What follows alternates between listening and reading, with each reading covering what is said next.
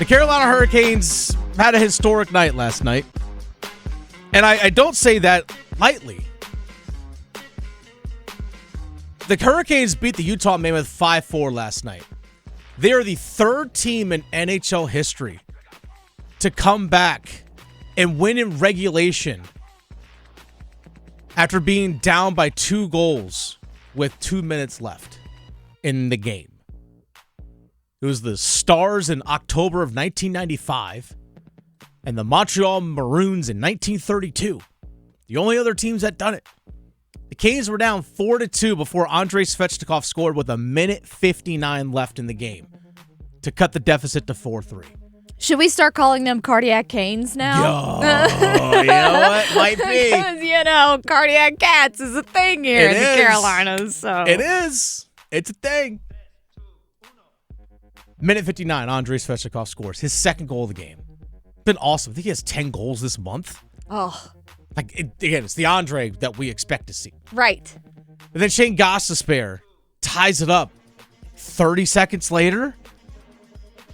And then with 30 seconds left in the game, the Canes are, hey, you know what? We got the momentum. The Lenovo Center is going bonkers. And it's the captain, Jordan Staal, that gets the game winner with 30 seconds left to cap off that comeback. It was absolutely outstanding. And the head coach of the Carolina Hurricanes, Rob brind'amour, last night, speaking of the captain, we'll go to this clip, Victoria. Not just on Staal's performance in the game winner, but he's there when you need him.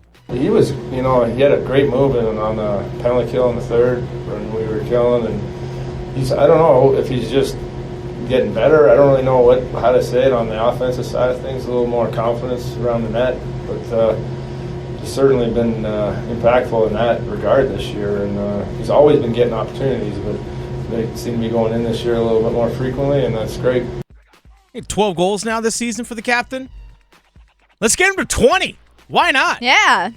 Here's the thing about Staal is he's aging like fine wine. He really is. He's had an increased role this season. It's been added on because Wake Carolina was struggling with faceoffs on power plays. It was a noticeable thing that was holding back their power play. He's added a little bit of that to his game as well. Hey, we need you to go win these faceoffs. When you win the faceoff, be that net front presence. And it's had an impact. And if, the puck gets clear, whatever it might be, he changes out, whether it's Nikolai Ehlers or Jackson Blake, someone else comes on the ice. But he's taken on more of that responsibility. I don't know if that is just contributed more of just that little bit of extra ice time being in the offensive zone. Not that, obviously all of his goals have come in the power play, because that's definitely not the case. But sometimes just having the touch of the puck a little bit more on your stick, it just adds up over the course of the season. Maybe that's what we're seeing. But last night, the captain was there when you needed it. But also, late in the game, someone that struggled for a good portion of the game was there when you needed it, and Shane Gostisbehere. And to me, I always say this is the mark of a great athlete. We see players of, name your sport, that have all the physical abilities to be great. But it's the mental aspect of the game that separates oftentimes good from great, or even great from elite, or even for just average from good. And last night we saw Shane Gostisbehere in his first game back, definitely rusty. I know it was pointed out to me. I talked with Corey Laviolette of the North State Journal and The Athletic during the second intermission yesterday when I was filling in for Adam Gold, about even when Jacob Slavin had came back from his injuries, looked rusty. You got to get back to used to the game speed and all that kind of stuff. So he looked rusty yesterday. And there were definitely a couple moments yesterday that hurt Carolina. Go to the second period. Carolina gets an early power play opportunity. They're passing the puck around. Shane Gostisbehere is at the point. He's just stick handling, and then the puck just rolls off his stick and goes out of the offensive zone. Carolina has to retreat back, and they're never able to actually regain any sort of possession in the offensive zone. They would get the puck in, gets immediately sent out by Utah. Just trying to restart and get into the offensive zone. It basically killed the power play. And then later on that period, he just loses an edge, blows a tire in front of the benches, turns the puck over, Before you know, it's a couple quick passes and it's in the back of the net. Now the game's tied 1-1. Then in the third period, it's a 3-2 game. Now, in the second period, he does score on a power play, on a one-timer that ties it 2-2. But then in the third period, when the Canes are down 3-2, puck's in the corner to the left of Brandon Bussi. He has trouble handling the puck. Utah jumps on it. Tic-tac-toe, it's in the back of the net. Now it's 4-2. So you can directly say in some way, shape, or form that he had an impact on a couple goals against. But again, late in the game, when your team needed it most, Gostisbehere was there. Power play opportunity after Nikolai Ehlers takes a high stick. Even though the power play, I know that Gostisbehere scored one in the power play in the second period, but as a whole, it did not look good last night. But then, when you needed it, 4-minute power play for the Canes. They pull Brandon Bussi. Gostisbehere puts a shot on net, misses wide, but you get the bounce because at least you put the puck towards the net. And sometimes bounces go your way. Well, it's exactly what happened.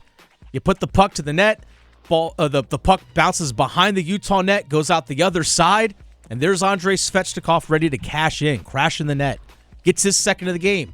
Minute 59 left. All of a sudden, you have a chance. Which the only thing you can ask for. You got minute 59 to just get one. Force overtime. At minimum, get a point. You might win in an OT. You might win in a shootout. You never know. But at least you get a point, right? Like 30 seconds later, hey, Brandon Bussi, come to the bench. Now it's a 6-on-5. And Jackson Blake, by the way, who also struggled yesterday. I think Jackson Blake had a pretty rough day yesterday. Sends a beautiful diagonal pass from the corner right to the point. Gostisbehere, one-timer, top corner. All of a sudden, you're tied. The goal that puts you at 4-3 and ties it, directly as a result, coming off the stick of Shane Gostisbehere. The assist on the first one, the goal on the second one. All of a sudden, you're tied. Then you know what? The captain, hey, Rob brind'amour, says, hey, I need your line. Jordan, I need you. I need Martinook. I need Ehlers. I need you guys out there. Slavin, Chatfield, I need you guys out there. Because now we have to make sure at minimum we get to overtime. Don't let Utah bounce back and come back with one late and steal it from you. Get all the momentum at that point. And you know what they did? They went right to work. Offensive zone, grinding in the offensive zone. Before you know it, Chatfield puts a puck towards the net. You had two guys there in front of the net. Martinook hits right off of his leg. Puck bounces right to Jordan Staal. You earned your breaks last night. That's the thing. You earned your bounces last night. There when you need it. And Rob brind'amour after the game, again, talking about Shane Gostisbehere. His ability to bounce back from those mistakes late in the game. You know, that was weird the way the game was going. Couple, turnovers in the neutral zone with really no pressure. It's not like, under siege and he falls down one, the other one we should kind of shoot it right into their guy. But then, that talented team is going to make you pay on that, and that's what they did. And then on the other one, it's just, they forechecked us and we kind of bobbled it. And then there was more than just him on that. There was a couple other mistakes made, but it is always about your next shift, good or bad. You score a goal, you don't sit there patting yourself on the back. You got to go do something about it. And same thing if you give up a goal. And I think Ghost's been around. He's I don't think he gets too flustered. How do you follow it up? I used to coach college lacrosse. I used to tell my players this all the time. Mistake, great play, indifferent. How do you follow it up? Even the win. Hey, we won last game. Okay, how do we follow it up? All right, you made the mistake. How do you follow it up? Are you going to let it snowball and build in a negative way? Or are you going to brush it off? You're going to move past it. You're going to make the next one. That's the mark of a good team that can win when they're not playing their best, and when they make mistakes, they're still finding a way to win. And Utah is a good hockey team, by the way. Utah's a good team. Yeah, they've been chipping away, building themselves up. They got talent there. Yep, big time. They got talent there. Also, a player who's playing out of his mind right now is Andrei Svechnikov. He looks fast. He looks strong. He's playing direct. He's playing physical. And he's staying out of the box. For the most part. He went there last night. Last night. He's at least out enough to score some goals, so exactly. That's good. But even he last night, again, I thought he was the best player on the ice as a whole. Impacting the game 200 feet across the ice. Yes. And Rob Brind'amour even talked about Svechnikov leading the way in the win. I think you hit it right on the head. I think he was, I thought he was our best forward and maybe the best on the ice. Like, he was impactful the whole night and really driving the play, and that's the kind of player he can be. And if he continues to do that, that bodes well for us. Yes, it does. Yes, it does. If he plays like this and continues to play like this, we'll hopefully see that playoff Andre that we saw last season. Maybe even a better version of it, which I'm okay with.